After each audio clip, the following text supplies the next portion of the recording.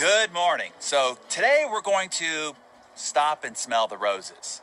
I was watching a gardener outside a resort property taking meticulous care of a rose bush recently. It was fascinating to watch his care and the detailed work that he put into shaping and pruning away even the smallest of branches and leaves. As I watched it, it reminded me of a very important success analogy and personal practice that I have come to master my own self. You see, as a rose bush grows, it creates more buds than it can sustain. So an experienced gardener knows that in order for it to survive, to really thrive, you have to prune some of the buds away to bring out the best in its appearance and its potential. Now, a rose bush isn't like a tree. It can't just grow wider and taller each year. So if you never trim away some of the buds, the bush will eventually exhaust itself trying to feed all the buds and then eventually die.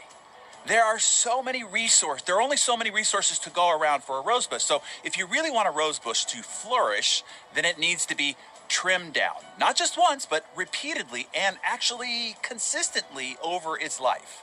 We and our never-ending to-do lists are like a lot of rose bushes. There are too many buds requiring nourishment.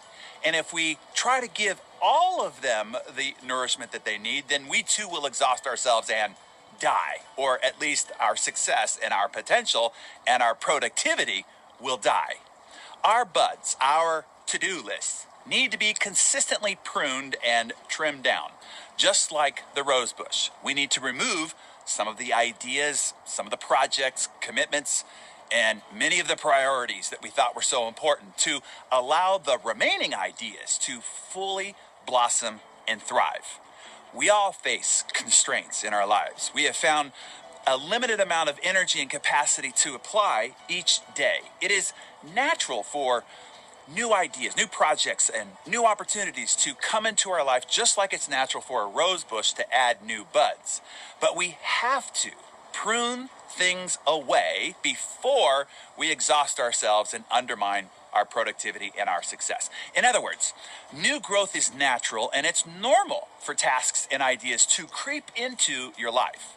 But full growth and optimal living and optimal potential and success requires that you have to prune.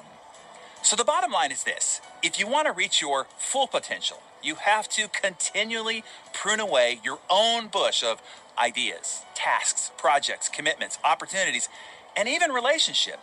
You see, all these things take nutrition, time, energy, effort, and attention away from the other things that actually matter the most. A life left unpruned can become a twisted knot of ideas, tasks, and projects competing for your limited time and limited resources. If you don't remove some of the branches from your life, the important ones will never flourish.